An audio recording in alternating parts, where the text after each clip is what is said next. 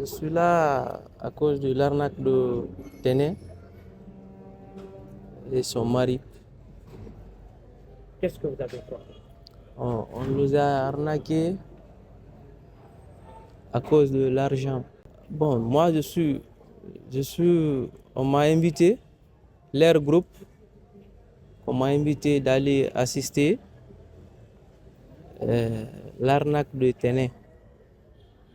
Moi, je suis venu, celui qui m'a invité, il est là, Abakar Kamara, avec notre équipe. Abakar Kamara et Marma Siré, Al-Hali Dafé. Donc moi, je suis venu, je me suis déplacé ces jours-là et ils m'ont donné un motard là d'aller voir le manager de euh, Kams Melody. Je suis allé le voir, le rencontrer à son bureau là-bas. Je suis venu là-bas, on se vit, communiqué, on a échangé un peu les choses. Donc, je me suis retourné, j'ai récupéré son numéro, je me suis retourné, aller faire le compte rendu à notre groupe. Donc, je suis allé faire le compte rendu. Donc, pour moi, c'est là-bas que je me mettais. Non, moi, quand même, on m'a fait rentrer dans un chose que c'est finalement maintenant que j'ai compris. Bon, on a arnaqué ces choses Téné Diawara avec son mari, moi avec mes soeurs, avec notre Karamoko, avec mon ami, celui qui se représente comme commandant et procureur. Donc, chacun a son rôle. On l'a arnaqué parce que moi, on m'a commissionné, je suis le missionnaire du terrain. Je ne savais pas maintenant qu'est-ce que ça a été passé. Moi, pour moi quand même, je vais vous dire ça. Voilà, la suite de l'événement maintenant, on l'appelle Téné Diawara, soi-disant que le manager de Camps Melody, il voulait faire du mal à Téné Diawara. Donc maintenant, Téné Diawara, le Karamoko qui est là-bas là, il a appelé aussi Téné Diawara, soit disant que ah, bon, j'ai commissionné mon fils à Conakry, vous avez vu mon fils. Donc, le Karamoko lui a répondu, soit disant que oui. Donc, le numéro de Téné Diawara, moi, je ne connais pas ça. Ça a été passé entre eux et là-bas. En tout cas, moi, je n'ai pas reçu le numéro de Téné Diawara. J'ai reçu non seulement le numéro de... Oui, je reconnaissais le fait.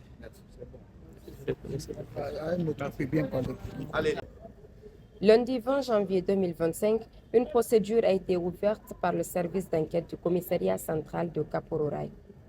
Cette enquête fait suite à une plainte déposée contre X, détenteur de plusieurs numéros téléphoniques. Les investigations ont mené à l'interpellation de 4 individus pour des faits d'escroquerie et de complicité d'escroquerie. Ces malfaiteurs ont mis en place un stratagème frauduleux visant à escroquer d'honnêtes citoyens en usant de fausses identités et de manœuvres mensongères. Ces infractions sont prévues et punies par l'article 19 et 403 du Code pénal guinéen en vigueur.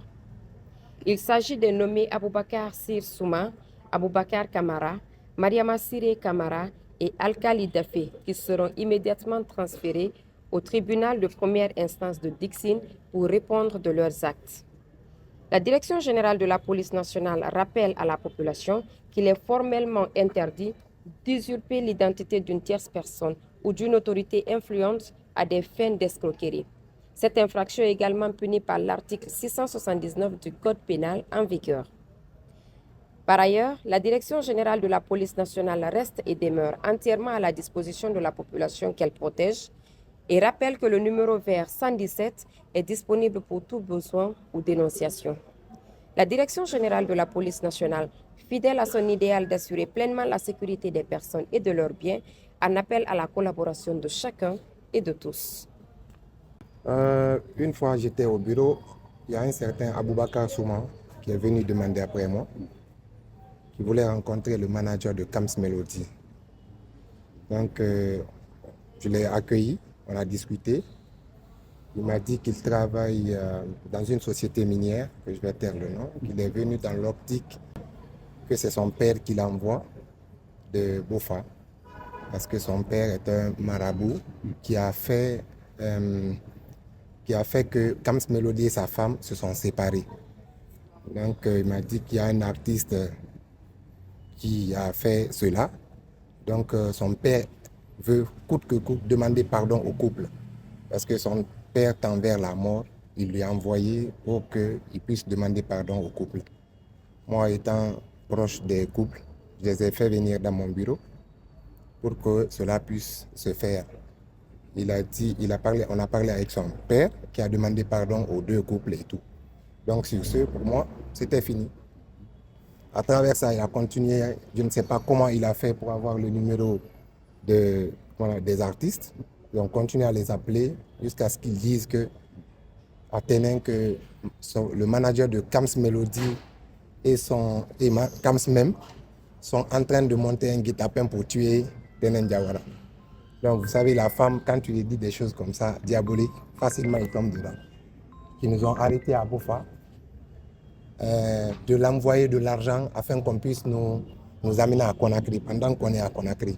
Donc on l'a soutiré plus de 5-6 millions et quelques. Et après, elle s'est rendue compte que voilà, c'est des escrocs.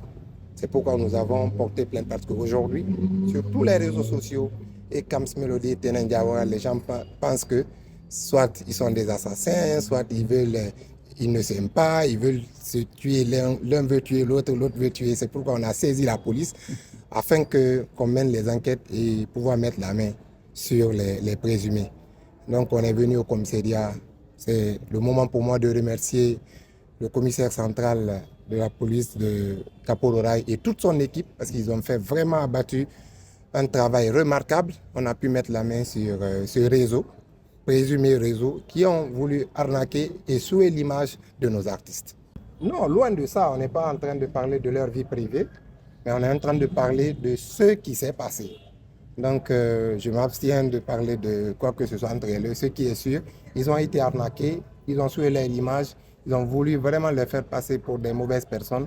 Et c'est pourquoi nous avons saisi, parce que personne ne peut se rendre justice. On a saisi les autorités compétentes afin qu'on puisse mettre la main sur ces présumés arnaqueurs. Bon, effectivement, parce qu'ils étaient là, ils ont été interpellés lors de l'enquête, chacun de son côté, et même moi, on a compris vraiment que c'est de l'arnaque.